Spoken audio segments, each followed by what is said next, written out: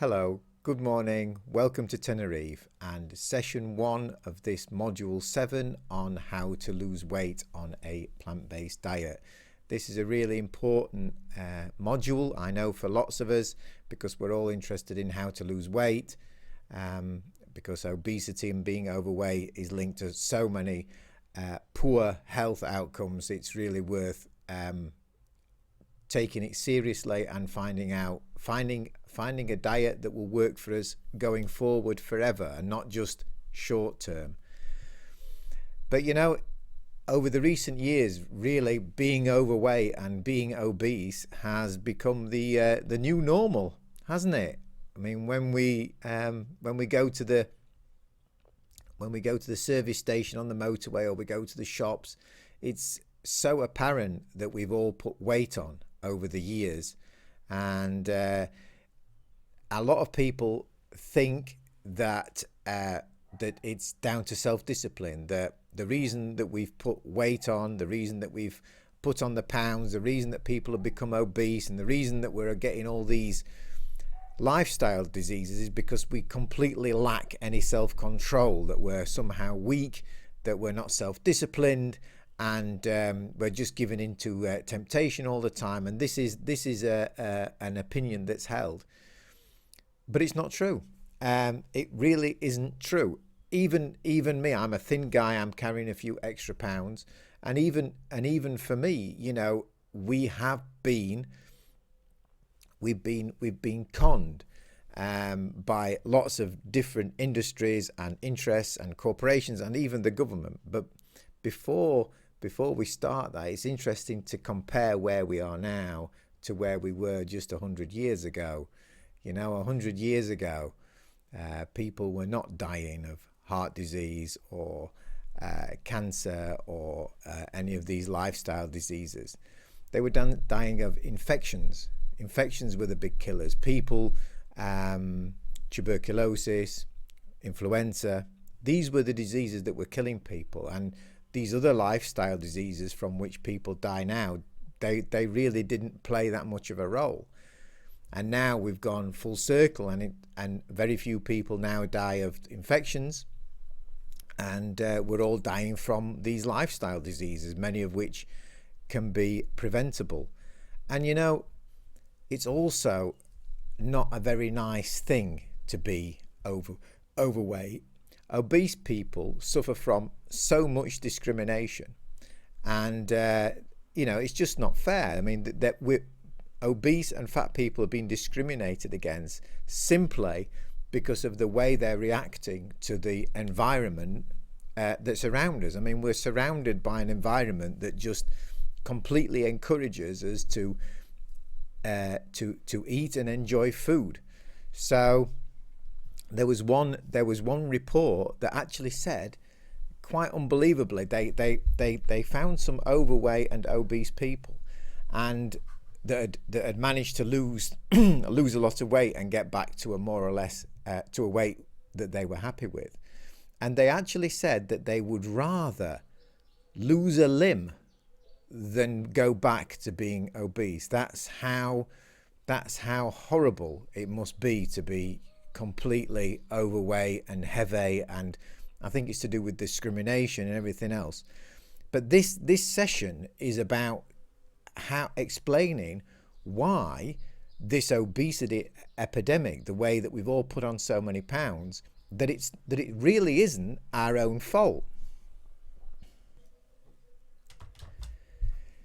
So why do we put on weight, or why do we find it difficult to lose weight, is maybe also an interesting question. Well, it turns out that physical activity, I mean, we all think, don't we, that, you know, if we could all be more physically active, we would lose weight.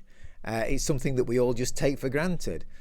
But when researchers actually dug down into the stats, actually whether you're physically active or not doesn't really make a great deal of difference as to whether we lose weight. Physical activity doesn't really account for that much additional calorie burn. And I was surprised to learn that the biggest the biggest drain of calories is actually our metabolism. So basically, just by being alive, we're burning the calories, and obviously if we do some physical activity, that burns more calories, which helps us to lose weight. But the contribution made by physical activity is not that great. Another thing that isn't responsible, not really anyway, for our weight loss, it turns out, is our genes. I know a lot of people think, and I know I certainly did, that genes are responsible for the fact that we put on weight. But a lot of research now has been done into genes and also epigenetics. And it turns out that our genes, I mean, obviously some of us have a predisposition to being either thin or fat. That's clear. Nobody would deny that. But it turns out that the genes, it's like our genes load the gun, but something else pulls the trigger. It's not enough just to have genes that make us more likely to become overweight. Something else has to happen to trigger those genes to make us put on the weight. So what could that thing be? What could it be? Well, it turns out, probably not surprisingly, that it's the food that we eat. And interestingly, it's not so much the actual foods that we eat. It's not so much the amount of food that we eat, but the type of food that we eat that seems to make a huge difference to whether we put weight on or not. And we've got to remember as well, I think what a lot of times what we tend to forget is that our bodies, we're designed to be as efficient as possible. Our bodies want us to survive. Our bodies still think that at any point there could be a famine. You know, we were throughout our evolution, we were always plagued by famine. So at any time there could be a famine. So what does our body do? Our bodies, quite naturally, when there's excess food or excess calories or excess fat, our bodies want to be able to store that energy for famines that are probably going to come. This is what our bodies think. Our bodies obviously weren't designed for a modern society where food is in abundance and there's not a lot of chance of there being a famine. So our bodies are just reacting completely naturally to the environment in which they find themselves.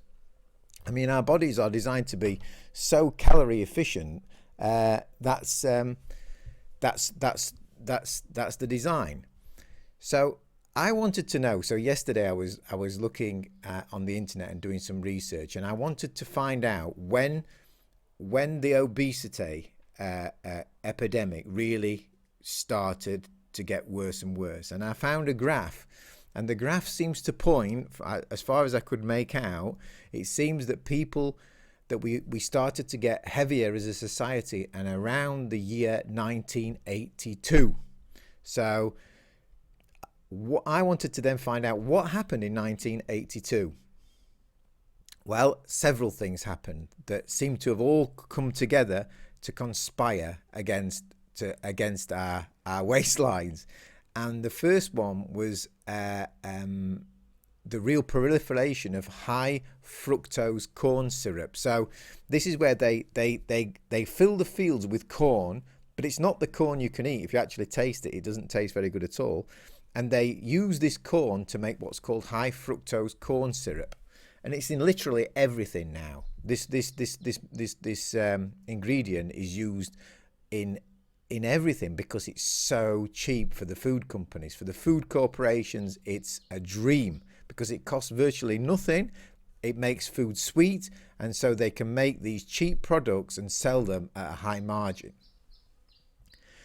Marketing came in as well. Marketing got more sophisticated, more advertising, more colourful pictures, more suggestive marketing, triggering our minds to want more of these very tasty but nutritionally poor foods, and foods that were also causing us to get fat. The food companies are driven by profits, of course. You know, the food companies, all they care about is making a profit. They're not really interested in whether the food that they're giving us is healthy or not. All the food companies want to do is make a profit for their shareholders. So if they can take cheap fats, cheap sugars, and cheap salt, all of the things that we crave as a species, and blend them together to make some delicious product that we also get addicted to, they will do that regardless of the health consequences, regardless of how addictive it might be, regardless of whether it might make us become ill later in life. None of that matters. The only things that matters to the food companies is, can they make a profit, and they want to maximize their profit. So I think it's really important that we always remember this when we're thinking of buying foods, that it's a profit-driven business. It's not a health-driven business. Another thing is there's no money in broccoli. There's no money in fresh foods.